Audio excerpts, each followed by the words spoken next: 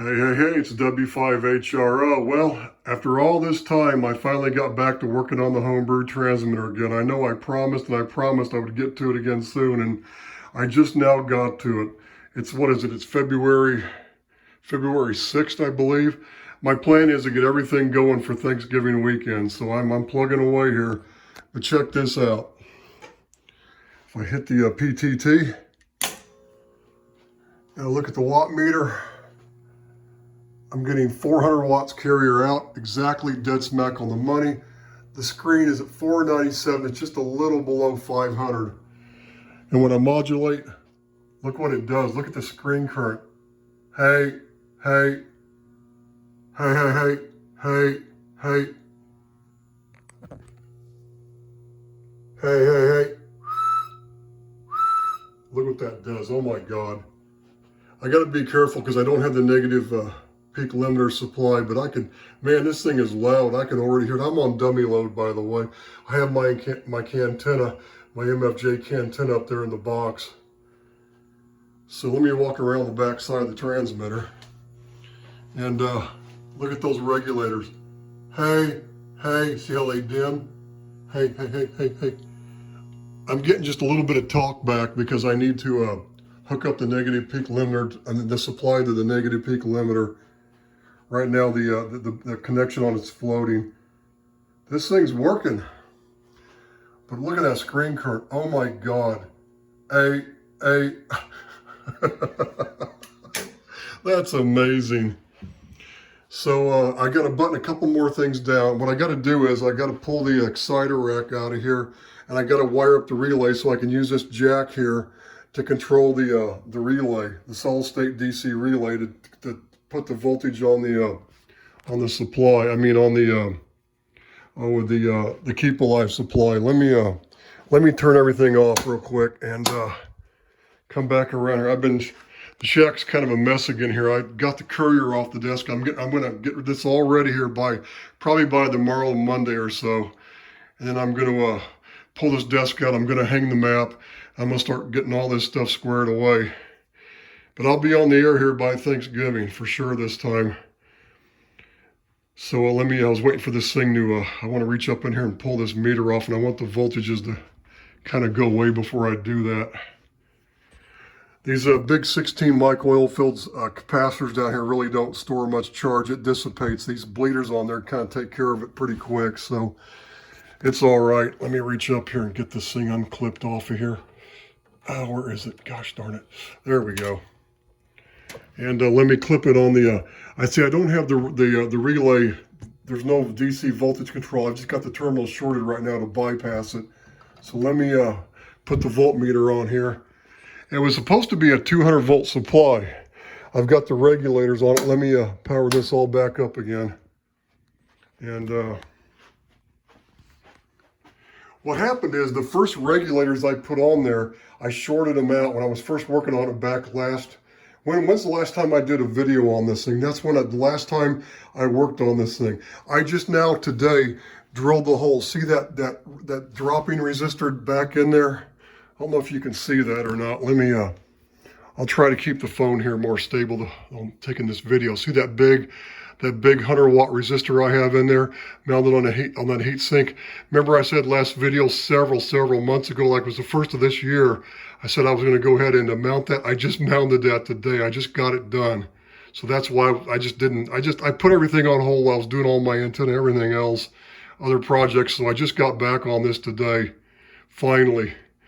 But that's all on there. Now I just need to wire up the control so when I transmit, it turns this relay on so it shorts the voltage over to this other terminal. But what happened is the first set of pass transistors I put on this regulator down here, see the two transistors? And I shorted them out. I didn't have the right dropping resistor. I was just testing it out, and I think one of the regulators I had was bad, and the thing crapped out. But it was right at 200 volts when it first started. And I found this other set of regulators, and I stuck it in here, and it should be 200 volts, but I'm only getting 189.4. It's a little low. That may be enough. That shouldn't be a problem. So I know right now the negative peak's hitting the baseline, so I have to have this supply hooked up, but there it is. It's just not on the, going to the, it'll go to the input to the, what do you call the, here's my 3 diode negative peak limiter there. That's the circuit for it. See where it says bias down there, that one supply? That's that bias supply.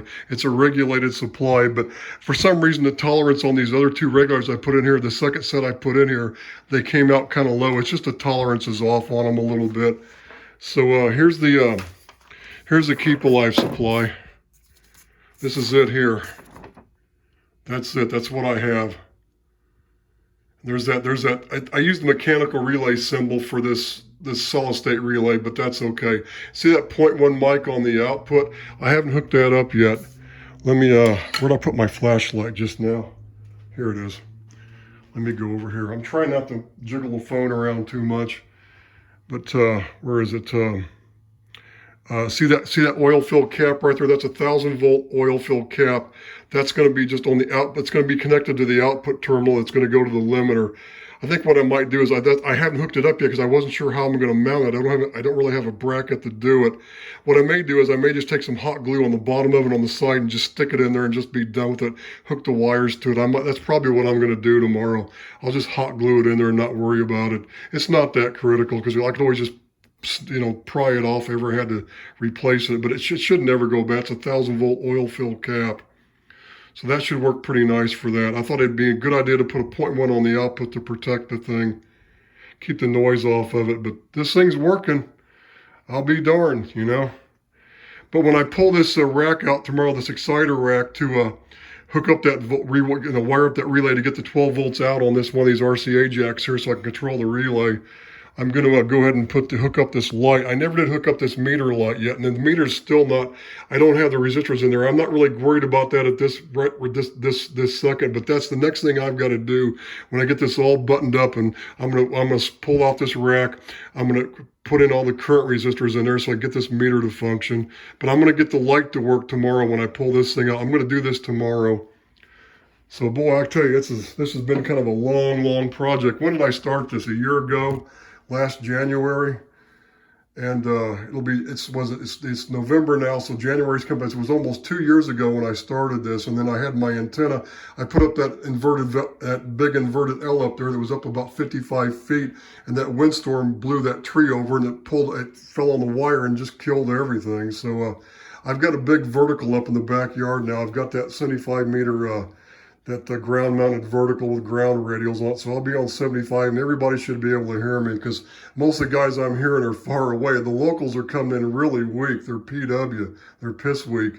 But the guys far away are coming in like gangbusters, especially on 40 meters. Oh my God, that thing works great on 40. About 5:30 in the evening, I can hear the guys coming in like from one land, and I'm not kidding. On 40, like down to like 70, 71.30, 71, I usually get around 71.60 down to 71.20 or so, 71.10. What's the bottom end of the phone portion? 71.10 or 20, I can't remember. I think it's 20 or 10. But I'm kind of a low bender on 40. I like to stay up like from 7.160 or 71.60 on down to like 71.20. It's kind of where I hang out, where I'll be transmitting most of the time. The higher end of the band, like 72.90. A lot of the guys nowadays, they get on 72.93, but that's kind of this thing's going to be really broad. That's going to be too close to the band edge. I'd have to get on 72.90 to be safe. So anyway, that's the status on this thing. I got it. You can see what it's doing. Oh my God. I got modulation, man. Look at that. Where is it here? Let me, in case I don't want to drop the mic. Sorry about that. Yay. I cannot believe, look at that current meter. Oh my God, that's something else. That's pretty cool, man. So what I'm going to do is tomorrow, when I get the exciter rack done and get the control of that relay and make sure the limiter is going to work okay, I'm going to hook up my scope. I got my B&K scope down here. I'm going to hook that up so I can look at the modulated envelope.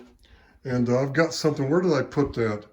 I know I'm moving this phone around all over the place. The shack right now is kind of a mess. So I'm kind of screwed up here. I'm going to put this T in line, and it's going to be my sampler. That goes the scope right there. I'm just going to look at the actual envelope, and then I'll just go from there.